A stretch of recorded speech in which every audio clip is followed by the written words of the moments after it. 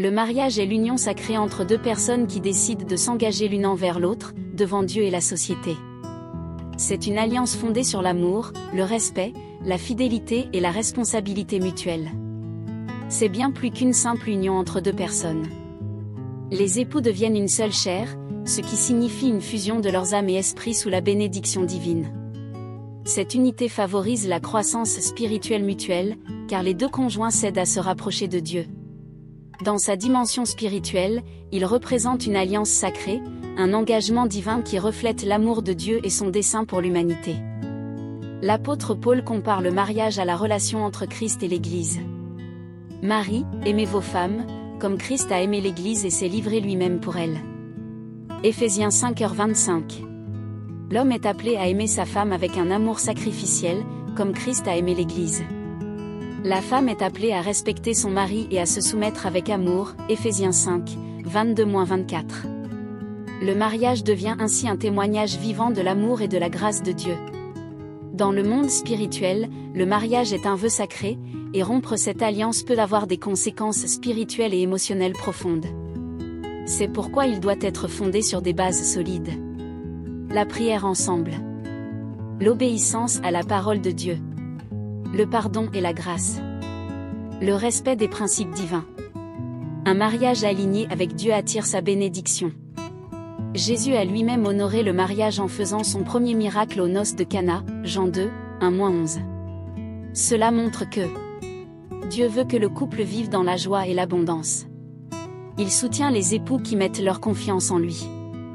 Avant de commencer, abonne-toi à la chaîne et active la cloche pour ne rien manquer, et n'oublie pas d'aimer cette vidéo. C'est parti. Voici 8 clés pour un mariage réussi basé sur des principes spirituels et pratiques. 1. Mettre Dieu au centre du mariage. Le mariage est une alliance sacrée qui ne peut pleinement s'épanouir que si Dieu en est le fondement. Lorsqu'un couple choisit de mettre Dieu au centre de son union, il construit une relation sur une base solide, spirituelle et éternelle. Jésus enseigne dans Matthieu 7, 24-25. C'est pourquoi, quiconque entend ces paroles que je dis et les met en pratique sera semblable à un homme prudent qui a bâti sa maison sur le roc. La pluie est tombée, les torrents sont venus, les vents ont soufflé et se sont jetés contre cette maison, elle ne s'est pas écroulée, parce qu'elle était fondée sur le roc. Dieu est ce roc. Un mariage bâti sur lui résiste aux épreuves de la vie. Un couple qui prie ensemble se fortifie spirituellement et émotionnellement. La prière rapproche les cœurs. Elle invite la présence de Dieu dans le foyer. Elle aide à surmonter les conflits avec sagesse. Si deux d'entre vous s'accordent sur la terre pour demander quoi que ce soit, cela leur sera accordé par mon Père qui est dans les cieux. Matthieu 18h19. Pratiquez la prière quotidienne en couple pour renforcer votre union sous la grâce divine. Dans les moments de doute, de désaccord ou de difficulté, cherchez la sagesse divine avant toute décision. Confie-toi en l'Éternel de tout ton cœur, et ne t'appuie pas sur ton intelligence. Proverbe 3h5. Consultez Dieu à travers la prière, la Bible et des conseillers spirituels. L'amour humain peut faiblir, mais l'amour de Dieu ne change jamais. Lorsque les époux aiment avec l'amour de Christ, ils pardonnent, patientent et s'encouragent. L'amour est patient, il est plein de bonté, il ne s'enfle point d'orgueil, il ne cherche pas son intérêt, il excuse tout, il croit tout, il espère tout, il supporte tout. 1 Corinthiens 13, 4-7. L'amour divin rend le mariage plus fort et plus épanoui. 2. Cultiver l'amour et le respect mutuel. L'amour et le respect mutuel sont les deux piliers essentiels d'un mariage épanoui. Un couple qui apprend à aimer sincèrement et à se respecter profondément construit une relation solide, durable et bénie. L'amour dans le mariage va bien au-delà des émotions ou de l'attirance physique. Il s'agit d'un choix quotidien d'aimer son conjoint malgré les imperfections. Marie, aimez vos femmes, comme Christ a aimé l'Église et s'est livré lui-même pour elle. Éphésiens 5h25. Aimer, c'est se donner, soutenir et encourager l'autre chaque jour. Comment cultiver l'amour dans le mariage? Exprimer son amour à travers des gestes simples, câlins, mots doux, attention. Être patient et tolérant dans les moments difficiles. Prendre du temps à deux pour nourrir la complicité. Priez ensemble pour que Dieu renouvelle votre amour. L'amour sans respect n'a pas de fondement solide. Le respect signifie honorer son conjoint en parole, en action et en pensée. Que chacun de vous aime sa femme comme lui-même, et que la femme respecte son mari. Éphésiens 5h33. Le respect mutuel empêche les conflits destructeurs et favorise une ambiance de paix. Comment montrer du respect à son conjoint? Écoutez attentivement sans interrompre ou minimiser les sentiments de l'autre. Évitez les critiques blessantes et les paroles dures. Valorisez et appréciez les efforts de son époux, honorez les décisions et les opinions de l'autre. Un mariage solide repose sur un amour sincère et un respect profond. Lorsque ces deux éléments sont cultivés chaque jour, le couple grandit dans une harmonie durable et devient un témoignage vivant de la grâce de Dieu. L'amour et le respect sont les piliers d'un mariage béni. 3. Avoir une communication sincère et ouverte. Avoir une communication sincère et ouverte dans le mariage est essentiel pour construire une relation solide, harmonieuse et épanouissante. Voici quelques principes et conseils pour favoriser ce type de communication. L'honnêteté est la base d'une communication ouverte. Évitez de cacher des choses importantes à votre partenaire. Soyez fiable et respectez vos engagements. Ne gardez pas vos frustrations pour vous, exprimez-les calmement. Dites ce que vous ressentez sans accuser l'autre, utilisez le « je » au lieu du « tu », je me sens triste au lieu de « tu ne fais jamais attention à moi ». Écoutez sans interrompre. Essayez de comprendre avant de répondre. Reformulez ce que dit votre conjoint pour montrer que vous avez bien compris. Acceptez que vous puissiez avoir des opinions différentes. Évitez les critiques blessantes et les reproches. Cherchez des solutions ensemble plutôt que d'avoir raison à tout prix. Posez des questions au lieu de supposer ce que pense votre partenaire. Osez parler des sujets sensibles plutôt que d'ignorer les problèmes. Acceptez que personne n'est parfait. Apprenez à pardonner les erreurs et à tourner la page. Prévoyez des moments réguliers pour échanger, sans distraction. Discutez de vos projets, de vos rêves, mais aussi de vos inquiétudes. Une bonne communication est essentielle pour éviter les conflits et construire un mariage harmonieux. Une réponse douce calme la fureur, mais une parole dure excite la colère. Proverbe 15h1. Les paroles ont le pouvoir de guérir ou de blesser. Principe pour une communication selon Dieu. Parlez avec amour, même en cas de désaccord. Évitez de crier ou d'employer des mots destructeurs. Prendre le temps de prier avant de répondre dans un moment de tension. Cherchez toujours à comprendre plutôt qu'à accuser. Que votre parole soit toujours accompagnée de grâce, assaisonnée de sel, afin que vous sachiez comment il faut répondre à chacun. Colossiens 4h6. Un couple qui communique avec sagesse renforce son amour et son respect mutuel. 4. Pratiquer le pardon et la grâce. Pratiquer le pardon et la grâce dans le mariage est essentiel pour construire une relation durable, remplie d'amour et de paix. Le mariage est une union entre deux personnes imparfaites, et des erreurs, des malentendus ou des blessures peuvent survenir. Cependant, apprendre à pardonner et à faire preuve de grâce permet de surmonter ces épreuves et de renforcer le lien conjugal. Le pardon ne signifie pas oublier ou excuser les erreurs, mais plutôt choisir de ne pas laisser la blessure dominer la relation. Lâcher la rancune pour retrouver la paix intérieure. Offrir à son conjoint une seconde chance, comme on aimerait en recevoir. Le pardon est essentiel pour. Il libère du poids des rancunes et de l'amertume. Il permet de restaurer la confiance et la complicité. Il favorise un climat d'amour et de paix. Faire preuve de grâce dans le mariage. La grâce, c'est aimer l'autre malgré ses imperfections et ses faiblesses. Cela implique accepter que personne n'est parfait. Réagir avec douceur et patience plutôt qu'avec colère. Offrir de l'amour même quand l'autre ne le mérite pas forcément. Comment pratiquer le pardon et la grâce? A. Exprimer ses émotions avec bienveillance. Parlez de votre blessure sans accuser, je me suis senti blessé quand. Écoutez la version de votre conjoint avec un cœur ouvert. B. Accepter les excuses sincères. Reconnaître l'effort de l'autre pour demander pardon. Ne pas minimiser la douleur, mais choisir d'avancer ensemble. C. Renoncer à ressasser les erreurs passées. Une fois le pardon donné, ne pas revenir sur le sujet à chaque dispute. Se concentrer sur la croissance et l'amélioration mutuelle. D. Faire preuve de patience et d'amour. Parfois, Le pardon prend du temps. Donnez-vous le droit de guérir progressivement. Offrez à votre conjoint le même pardon que vous aimeriez recevoir. Comment pratiquer le pardon dans le mariage? Ne pas garder de rancune, que le soleil ne se couche pas sur votre colère, Éphésiens 4h26. Accepter les faiblesses de l'autre avec grâce. Demander pardon avec humilité lorsqu'on a blessé son conjoint. Prendre du recul et confier ses blessures à Dieu. Se rappeler que l'amour couvre une multitude de fautes, 1 Pierre 4h8. Un couple qui pardonne vite est un couple qui grandit en maturité spirituelle.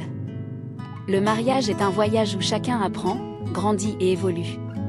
En cultivant le pardon et la grâce, vous construisez un amour plus fort et résilient, fondé sur la compréhension et la bienveillance. 5. Nourrir la complicité et l'intimité. Prenez du temps pour vous retrouver, partager des moments de joie et entretenir la flamme de l'amour. La complicité et l'intimité sont les piliers d'un mariage épanoui. Elles ne se développent pas automatiquement, mais se cultivent avec intention, amour et engagement. Voici quelques clés pour renforcer ces aspects essentiels de votre relation. Créez des moments de qualité ensemble. Le quotidien peut vite nous éloigner si l'on ne fait pas attention.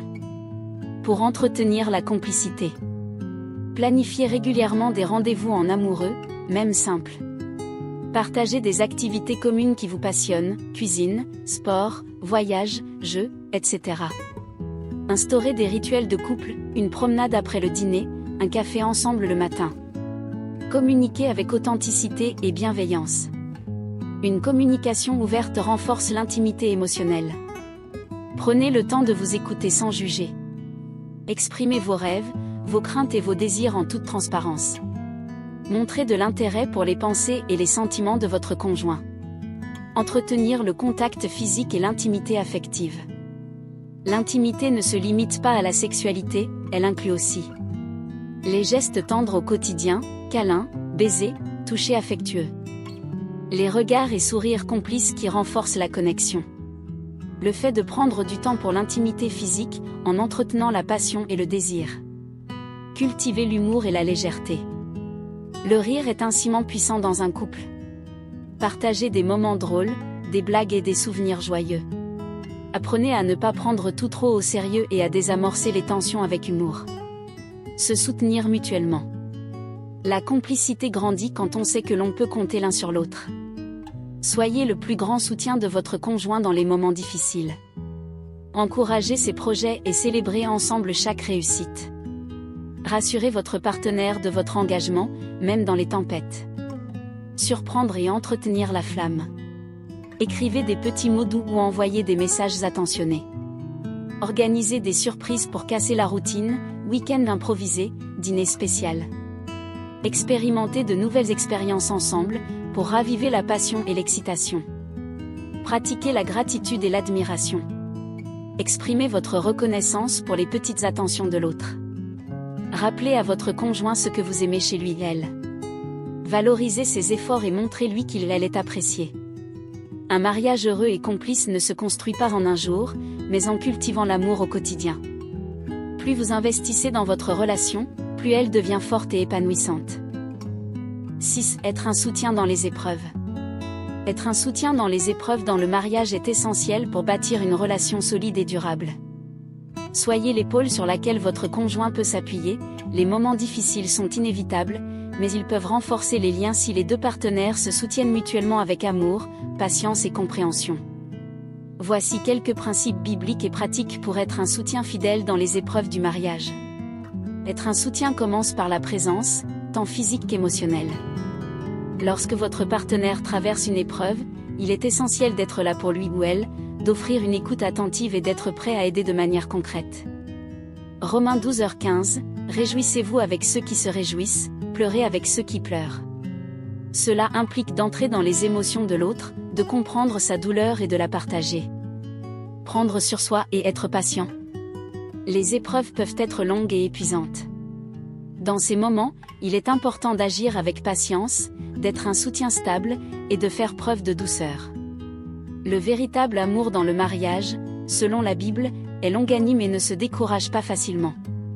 1 Corinthiens 13, 4-7, l'amour est patient, L'amour est plein de bonté, l'amour n'est pas envieux, il n'est pas vaniteux, il ne s'enfle pas d'orgueil, il ne fait rien de malhonnête, il ne cherche pas son propre intérêt, il ne s'irrite pas, il ne tient pas compte du mal. Soutenir par la prière. La prière est une source de soutien spirituel pour vous et votre partenaire. En priant ensemble et en portant les difficultés de l'autre devant Dieu, vous créez un lien spirituel fort. C'est également une manière d'apporter la paix et la sérénité dans le cœur de votre conjoint, même dans l'épreuve. Philippiens 4, 6-7. Ne vous inquiétez de rien, mais en toute chose faites connaître vos besoins à Dieu par des prières et des supplications, avec des actions de grâce. Et la paix de Dieu, qui surpasse toute intelligence, gardera vos cœurs et vos pensées en Jésus-Christ. Prier ensemble pour traverser les moments difficiles permet de remettre les défis dans les mains de Dieu. Écoutez sans juger. L'écoute active est une forme de soutien puissant. Lors de l'épreuve, il est parfois plus important d'écouter que de donner des conseils. Évitez de minimiser la souffrance de votre conjoint ou de lui dire ce qu'il devrait faire. Parfois, il suffit de laisser l'autre exprimer ses émotions sans interruption. Jacques 1, 19-20, que tout homme soit prompt à écouter, lent à parler, lent à se mettre en colère, car la colère de l'homme n'accomplit pas la justice de Dieu. L'écoute permet d'offrir de l'empathie et de la validation émotionnelle. Porteurs les fardeaux ensemble. Le mariage implique de se soutenir mutuellement, de porter les fardeaux de l'autre.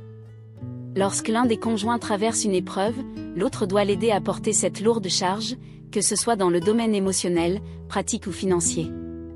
Galates 6h2, portez les fardeaux les uns des autres, et accomplissez ainsi la loi de Christ. Cela peut signifier offrir des services pratiques, comme s'occuper des enfants ou gérer les tâches ménagères, ou simplement être là pour réconforter et encourager. Être un soutien fidèle dans le mariage, c'est choisir de rester engagé même quand les choses deviennent difficiles. Il faut persévérer dans l'amour et l'accompagnement, ne pas abandonner son conjoint dans les moments d'adversité.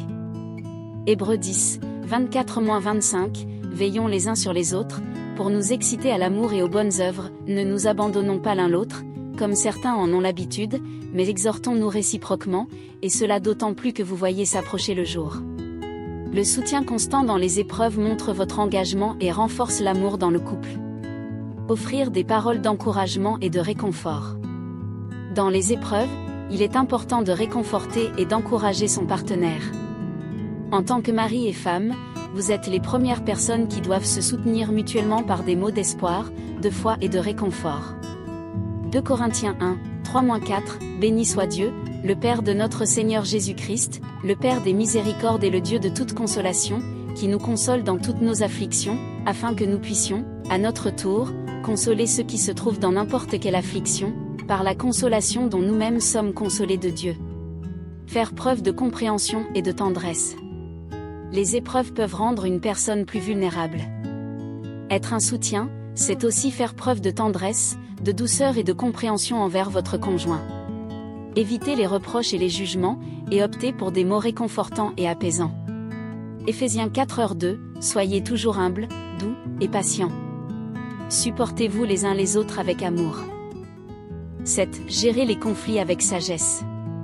Gérer les conflits avec sagesse dans le mariage est crucial pour maintenir une relation harmonieuse et solide. Les conflits sont inévitables, mais la façon dont on les gère peut soit renforcer le mariage, soit créer des divisions. Voici quelques principes bibliques et conseils pratiques pour naviguer à travers les conflits de manière sage et constructive. Restez calme et évitez l'escalade.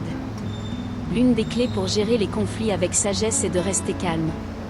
Éviter les éclats de colère et les mots blessants permet de garder la situation sous contrôle. Proverbe 15h1, une réponse douce calme la colère, mais une parole dure excite la fureur. Lorsque vous êtes en colère ou frustré, respirez profondément avant de répondre. Cela peut éviter de dire des choses que vous regretterez plus tard. Communiquez avec respect et bienveillance. Les mots ont un pouvoir immense. Durant un conflit, il est important de choisir soigneusement ses paroles.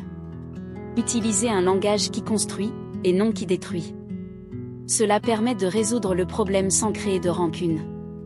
Éphésiens 4h29, qu'il ne sorte de votre bouche aucune parole mauvaise, mais s'il y a lieu des paroles bonnes pour l'édification, selon le besoin, afin qu'elles communiquent une grâce à ceux qui les entendent. Exprimez vos préoccupations sans accuser votre partenaire. Parlez en termes de « je me sens » plutôt que de « tu es », ce qui rend la conversation moins accusatoire et plus orientée vers la recherche de solutions. Ne pas laisser le soleil se coucher sur sa colère. Les conflits non résolus peuvent s'accumuler et devenir des rancunes. La Bible conseille de ne pas laisser la colère prendre racine en nous. Il est donc important de régler les différends avant qu'ils ne dégénèrent. Éphésiens 4h26, si vous vous mettez en colère, ne péchez pas, que le soleil ne se couche pas sur votre colère. Cela ne signifie pas qu'il faut résoudre immédiatement tous les conflits, mais cela invite à ne pas prolonger inutilement la colère ou la frustration. Parfois, prendre du temps pour réfléchir avant d'aborder un sujet est nécessaire. Apprendre à écouter. Un élément essentiel pour gérer les conflits est d'écouter attentivement. Parfois, les conflits proviennent de malentendus ou de sentiments non exprimés. Donner à votre conjoint la possibilité de s'exprimer sans interruption favorise une meilleure compréhension. Jacques 1h19, que tout homme soit prompt à écouter, lent à parler, lent à se mettre en colère. L'écoute active est essentielle pour montrer à votre partenaire qu'il ou elle est entendu et compris. Cherchez la réconciliation et non la victoire. Le but d'une résolution de conflit dans le mariage n'est pas de gagner, mais de se réconcilier. Un mariage solide repose sur l'humilité et la volonté de réparer la relation plutôt que de prouver que l'on a raison. Matthieu 5h9, heureux les artisans de paix, car ils seront appelés fils de Dieu. Cherchez à comprendre et à apaiser, plutôt qu'à dominer la conversation. L'objectif est d'unir, pas de diviser. Ne jamais avoir de conversation conflictuelle en public. Il est essentiel de discuter des conflits en privé, loin des oreilles extérieures. Discuter d'un problème en public peut rendre les choses plus difficiles et humilier l'autre, ce qui peut nuire à la relation. Proverbe 25, 9-10, plaide ta cause avec ton prochain, mais ne dévoile pas le secret d'un autre, de peur qu'on ne t'en déshonore, et que tu ne sois exposé à la honte. Veillez à aborder les sujets délicats en privé, là où vous pouvez échanger sereinement. Être prêt à faire des compromis. Les conflits dans le mariage nécessitent souvent des compromis. Il est important de rechercher une solution bénéfique pour les deux parties. Ne cherchez pas à imposer vos désirs ou à gagner à tout prix. Philippiens 2, 3-4, ne faites rien par esprit de rivalité ou par vaine gloire, mais que l'humilité vous fasse regarder les autres comme étant au-dessus de vous-même. Que chacun de vous, au lieu de considérer ses propres intérêts, considère aussi ceux des autres. Cela signifie être ouvert à comprendre le point de vue de l'autre et à faire des ajustements pour le bien de la relation. Se rappeler de l'objectif final, l'amour et l'unité. L'objectif ultime est d'approfondir l'amour et de maintenir l'unité du mariage. Cela exige de traiter son conjoint avec dignité et de se rappeler qu'au-delà du conflit, l'amour est le fondement de la relation. 1 Pierre 3, 8-9, enfin, soyez tous animés d'une même pensée, compatissants, fraternellement unis, pleins de miséricorde, pleins d'humilité, ne rendant pas mal pour mal ni injure pour injure, mais au contraire, bénissant. Cela nous rappelle que, même dans les conflits, l'amour doit être la réponse et la priorité. 8. Construire un projet de vie commun. Ayez des objectifs ensemble, qu'ils soient spirituels, familiaux ou professionnels. Un couple uni dans une même vision est plus fort. Construire un projet de vie commun dans le mariage est un élément clé pour créer une relation forte et unie. Il s'agit de définir ensemble des objectifs, des valeurs, des aspirations et des rêves qui vous uniront tout au long de votre parcours de couple. Ce projet commun donne un sens à votre union, renforce la complicité et l'engagement, et vous aide à surmonter les défis de la vie. Voici quelques principes bibliques et pratiques pour bâtir ce projet de vie commun. Mettre Dieu au centre de votre projet. Le fondement de tout projet de vie commun dans le mariage est de placer Dieu au centre.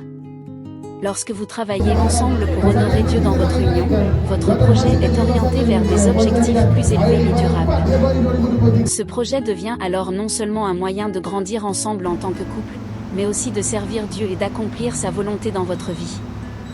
Matthieu 6h33, cherchez d'abord le royaume et la justice de Dieu, et toutes ces choses vous seront données par-dessus. Cela signifie que tout ce que vous entreprenez ensemble, que ce soit dans le domaine financier, familial, professionnel ou spirituel, doit être fait avec l'intention d'honorer Dieu. Partagez une vision commune. Pour avancer ensemble, il est important que vous ayez une vision commune pour votre vie. Cela implique de discuter de vos rêves, de vos objectifs à long terme, et de la direction que vous souhaitez donner à votre mariage et à votre famille. Une vision partagée vous permet de rester aligné, même lorsqu'il y a des défis ou des décisions à prendre. Amos 3h3, deux hommes marchent-ils ensemble sans en être convenus? Cela souligne l'importance de l'accord mutuel dans la direction que vous prenez en tant que couple. Vous devez être d'accord sur vos priorités, que ce soit concernant la carrière, les enfants, le ministère ou les projets personnels. Communiquez clairement et régulièrement. La communication est essentielle pour construire un projet de vie commun. Vous devez partager vos attentes, vos préoccupations et vos idées régulièrement pour que chacun se sente entendu et compris. Cela favorise l'unité et évite les malentendus. Proverbe 15h22, les projets échouent faute de délibération, mais ils réussissent quand il y a de nombreux conseillers. La communication ouverte et les discussions fréquentes avec votre conjoint vous permettent de prendre des décisions ensemble et de faire des ajustements nécessaires pour suivre la vision commune. Prendre en compte les dons et les passions de chacun. Dans un projet de vie commun, il est important de tenir compte des dons, des talents et des passions de chaque partenaire. Vous êtes complémentaires dans votre union, et en reconnaissant et en utilisant les forces de l'un et de l'autre, vous pouvez accomplir des choses plus grandes que vous ne pourriez pas faire individuellement. 1 Pierre 4h10, que chacun de vous mette au service des autres le don qu'il a reçu, comme un bon intendant de la grâce de Dieu sous toutes ses formes. Cela peut concerner des projets personnels ou professionnels, des ministères dans l'Église, ou des actions communautaires. Identifiez ensemble comment utiliser vos dons respectifs pour le bien du couple et de votre entourage. Définir des objectifs à court et à long terme. Un projet de vie commun se construit sur des objectifs clairs et atteignables. Définir des objectifs à court terme, comme des priorités financières ou des projets familiaux, ainsi que des objectifs à long terme, comme l'achat d'une maison, le développement spirituel ou les projets de retraite, vous donnent une direction et un but. Proverbe 16h3, recommande à l'Éternel tes œuvres, et tes projets réussiront. Cela implique de mettre tous vos projets entre les mains de Dieu, en cherchant sa direction et sa bénédiction sur vos projets. Prendre soin de votre relation et renforcer votre complicité. Un projet de vie commun ne peut être solide que si la relation elle-même est nourrie et entretenue. Cela inclut passer du temps ensemble, partager des moments de qualité, se soutenir dans les moments difficiles et célébrer les petites victoires. La complicité est ce qui renforce votre union et fait en sorte que vous travaillez ensemble comme une équipe. Cantique des Cantiques 2h10, mon bien-aimé parle et me dit, lève-toi, mon ami, ma belle, et viens. C'est un appel à l'intimité et à l'unité, à cultiver la relation et à rester proches l'un de l'autre tout au long de votre parcours de vie. Être prêt à faire face aux défis ensemble. Tout projet de vie commun rencontre des obstacles. Vous devez être prêt à faire face à ces défis ensemble, dans la prière et la foi. Se soutenir mutuellement dans les moments difficiles permet de renforcer le couple et de réaliser les projets communs avec persévérance. Philippiens 4h13, je puis tout par celui qui me fortifie. Cela rappelle que vous pouvez affronter toutes les difficultés à deux, avec la force que Dieu vous donne. Rappelez votre engagement au quotidien, Ecclésiaste 4, 9-12. Un projet de vie commun ne se construit pas une seule fois, mais doit être entretenu chaque jour par des actions concrètes. Rappelez-vous que, comme un couple, vous êtes plus forts ensemble que séparément, et que vous vous soutenez dans les hauts et les bas. Ecclésiaste 4, 9-12, deux valent mieux qu'un, parce qu'ils ont un bon salaire de leur travail. Car s'il tombe, l'un relève son compagnon, mais malheur à celui qui est seul, s'il tombe, et qu'il n'y ait personne pour le relever. Cultivez la fidélité et la confiance, Proverbe 3, 5-6. La fidélité et la confiance sont essentielles pour construire un projet commun. Vous devez avoir confiance dans l'engagement de l'autre et savoir que vous pouvez compter sur votre partenaire pour traverser les hauts et les bas de la vie. Proverbe 3, 5-6, fais confiance à l'Éternel de tout ton cœur, et ne t'appuie pas sur ta propre intelligence, dans toutes tes voies reconnais-le, et il aplanira tes sentiers. Cela inclut la confiance mutuelle dans la prise de décision, les finances, les enfants et tout autre aspect de votre vie commune. Construire un projet de vie commun dans le mariage nécessite une vision partagée, une communication claire, un engagement mutuel, et une confiance en Dieu. Cela implique également d'être ouvert aux défis, de grandir ensemble et de nourrir régulièrement votre relation. En plaçant Dieu au centre de vos projets et en étant prêt à vous soutenir l'un l'autre dans l'amour, vous pouvez bâtir un avenir commun solide et épanouissant. Le mariage est un chemin de sanctification et d'élévation mutuelle. Il ne s'agit pas seulement d'être heureux ensemble, mais surtout de servir Dieu ensemble et de refléter son amour sur terre. Feu un mariage réussi, c'est un mariage où Dieu est au centre.